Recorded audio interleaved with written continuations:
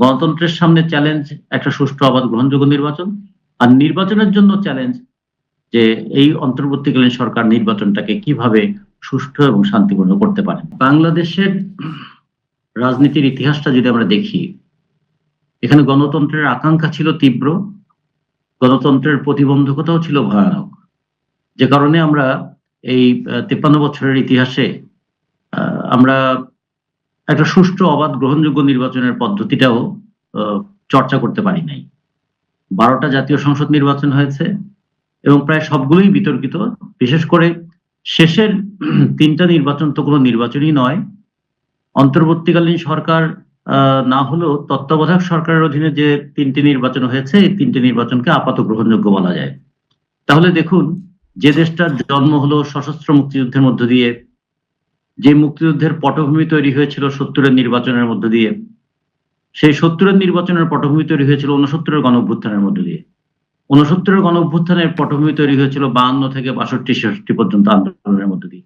এত আন্দোলনের মধ্য দিয়ে, এত রক্তের মধ্য দিয়ে যে দেশটা জন্মগ্রহণ করলো, সেই দেশে আমরা গত 53-54 বছরে একটা সুষ্ঠু অবাধ গ্রহণযোগ্য নির্বাচনের মাধ্যমে শান্তিপূর্ণভাবে ক্ষমতা হস্তান্তরের পথ কিন্তু বের করতে পারিনি। এটা হলো আমাদের গণতন্ত্র চর্চার ক্ষেত্রে একটা বড় বাধা। আর গণতান্ত্রিক সংস্কৃতির ক্ষেত্রে একটা বড় বাধা কি ছিল? যে নির্বাচন তো গণতান্ত্রিক ব্যবস্থার অঙ্গ, কিন্তু গণতান্ত্রিক সংস্কৃতিটা না থাকলে গণতন্ত্র চর্চাটাও তো ঠিকমতো হবে না। এখানে গায়ের জোর সবসময় প্রাধান্যে এসেছে এবং আমরা একটা কথা বলতাম যে 3M নির্বাচনকে প্রভাবিত করত। একটা হচ্ছে মানি, মাসল, আর ম্যানিপুলেশন। তো মানি মাসলের প্রভাবটা এখনো আছে।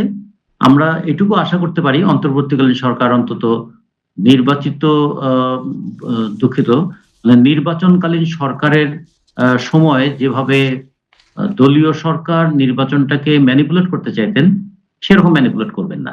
ফলে মানি, মাসল এন্ড ম্যানিপুলেশনের মধ্যে ম্যানিপুলেশনটা এবার একটু হবে না, এটাই আমরা প্রত্যাশা করতে পারি। এবং আমাদের কাছে মনে হয় যে এটা না হলেই নির্বাচনটা আপাত গ্রহণযোগ্য হবে। কিন্তু যদিও সেখানে ইতিমধ্যে আমরা দেখছি টাকার শক্তি এবং টাকার শক্তি নির্বাচনে কারা বিজয়ী হতে পারেন সেই ভাবনা থেকে প্রশাসনের ঢলে পড়ার মানসিকতা, এগুলো অনেক সময় নির্বাচনকে প্রভাবিত করতে পারে। তারপরে আমরা আশা করি অভ্যুত্থানের অন্যতম আকাঙ্ক্ষা ছিল একটা সুষ্ঠু অবাধ গ্রহণযোগ্য নির্বাচন।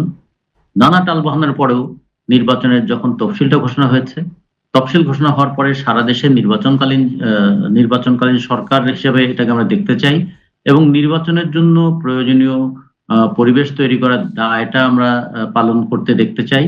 আর একটা যেটা চাই, জনগণ নির্বাচনটা চায়।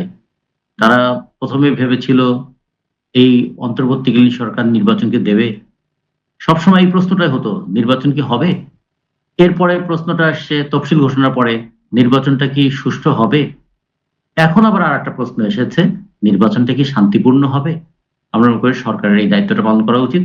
আমরা মনে করি জনগণ প্রস্তুত নির্বাচনের জন্য, সরকার এখন তার দায়িত্ব পালন করবেন। এই পরীক্ষাটার সামনে এসেছেন। ফলে এখন গণতন্ত্রের সামনে চ্যালেঞ্জ একটা সুষ্ঠু অবাধ গ্রহণযোগ্য নির্বাচন, আর নির্বাচনের জন্য চ্যালেঞ্জ যে এই অন্তর্বর্তীকালীন সরকার নির্বাচনটাকে কিভাবে সুষ্ঠু এবং শান্তিপূর্ণ করতে পারেন সেটা দেখা। আমি একটা বিষয় আপনার কাছে একটু দৃষ্টি আকর্ষণ করতে চাই। জনাব তারেক রহমান উত্তরবঙ্গে একটি সফর কর্মসূচি ঘোষণা করেছিলেন, যেটি নির্বাচন কমিশনের অনুরোধে স্থগিত করা হয়েছে বলে জানিয়েছে বিএনপি।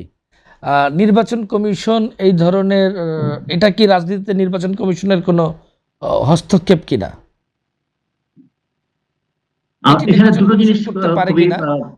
একটি দলের প্রধান খুবই পজিটিভ, যেটা হলো নির্বাচনের যেহেতু তফসিল ঘোষণা হয়েছে, যাচাই বাছাই চলছে, মনোনয়ন পত্রের যেগুলো ভুল ছিল সেগুলো সংশোধন করে বাতিলকৃত বা স্থগিত মনোনয়নগুলো আবার পুনরুজ্জীবিত করা হচ্ছে। 20 তারিখের পরে আনুষ্ঠানিকভাবে নির্বাচনের প্রচারণা শুরু হবে। এটা হচ্ছে আমরা নির্বাচনের তফসিলের মধ্যে দেখছি।